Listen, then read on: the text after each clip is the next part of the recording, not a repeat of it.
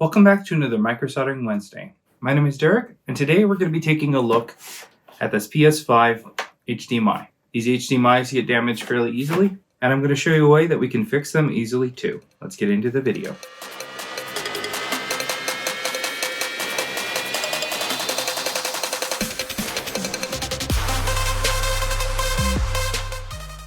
Now, before we get started, you might be asking yourself, what would I need if I haven't done one of these repairs before? Well, apart from having the corresponding screwdrivers, which you should have, all you will really need is a rework station. And if you want to, a soldering iron as well. Today I'm going to be showing you a quick way to replace it that's extremely effective, where you basically don't need a soldering iron. There is one step that I'm going to be using it in. You can get around using a soldering iron on this repair. All right. First thing we're going to do is take something flat that I can take off the screw at the bottom so we can remove the base. We'll lift up on the corner and slide that off. Pull up on this guy, pop him out, spin that around, pull up this sticker and set it to this side here. There's a security sticker that we're going to peel up here. I like to go about halfway to leave it on there. And now we have a variety of screws that we need to take off and keep track of as far as where they go. We can also disconnect the fan cable here by gently pulling up, maybe giving it a little bit of a wiggle. And the same goes for these as well. Unfeed it from its channel here and then firmly and strategically pull up and disconnect it. Take off the fan guard and take out the fan. Unscrew this screw and take out this plate. And then we'll take out the remaining screws. After all those screws are out, we'll go ahead and lift up on this frame here. And we can push down on this little metal tab and pull out this cable. And do the same on this side. And we can take the disk drive and set it off to the side. We'll go ahead and disconnect the coax cables and carefully peel them from under the stickers. These tend to tear, so if you can do it carefully without them tearing, you could reuse them easily in the end, just like that. We'll pull out these two connectors, make sure all of everything's detached. And now we have to deal with the mountain of screws all the way around the perimeter. Why so many? I don't know.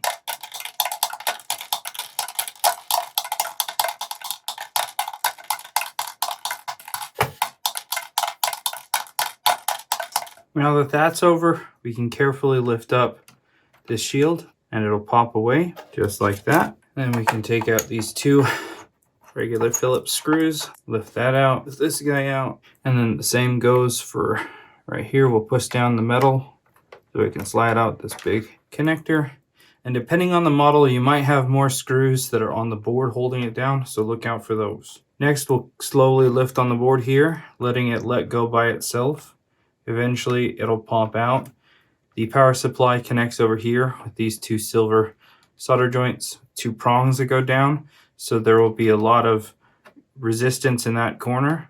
The rest is just a bunch of heat sinks that are kind of helping it almost glue itself down. With a little bit of tension, it'll pop out. You don't want to force this, just wait, and it'll pop. There's the pop. You can feel it let go. Maybe with a little wiggle, it'll let go. And now let me show you the easy way to replace the HDMI.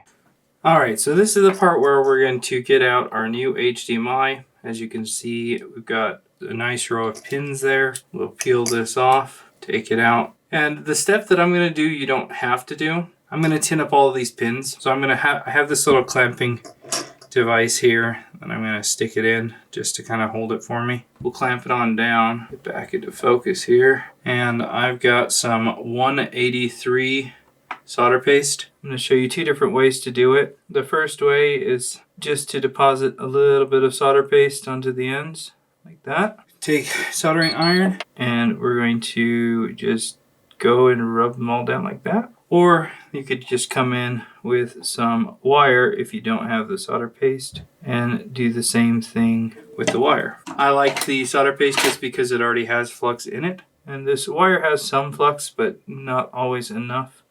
So if I go back and add some, now it'll not bridge those pins when I go and do this. So now we'll take some isopropyl alcohol and a brush, and I'm just going to clean off any of the remaining solder paste, just like that. You can see these are all pre-tinned, ready for some solder. So what we'll now do is I'm just going to add a little bit of flux all the way across them. And now this is prepped for solder. And this normally only takes 30 seconds or so. All right, from here, I'm going to take off this little metallic grounding foam pad. And I've got 2 of these Omni vices. They're really heavy and they're going to act as clamps. They're going to hold up the edges here. I'm just going to spin that on there.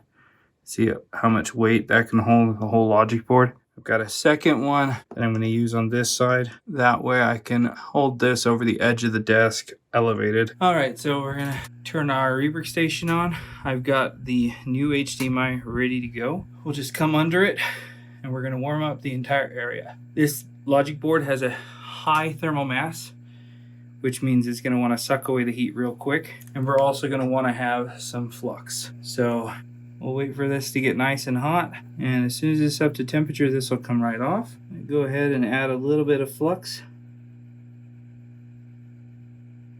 Just like that. We'll get our new HDMI ready, just like this. And we're going to watch for the solder to melt again. And as soon as I see all the solder melt in the legs and on the pads, we're just going to go and set this in on top. There are other ways to do this. You could wick out the holes.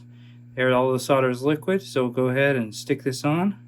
Actually, this one isn't. Okay, that looks good now. Okay, we'll go ahead and push that down and we'll let go of the heat. We'll let the heat drop and we'll hold this there for a second. And all we have to do is check alignment, but it should be done that quick.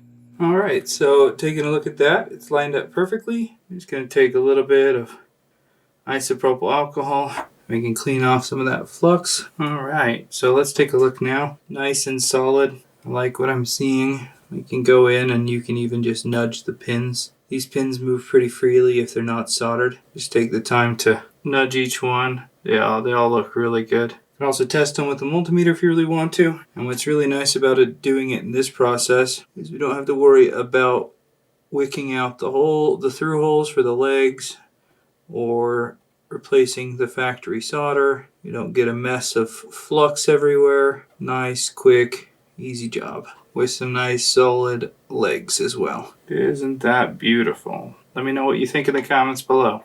All right, we're all back together and now it's working again. I know there's probably a lot of you out there that have different techniques. If so, leave them in the comments below. Like this video if you found it useful and subscribe for more future videos like this. Thanks a ton for watching and we'll see you in the next video.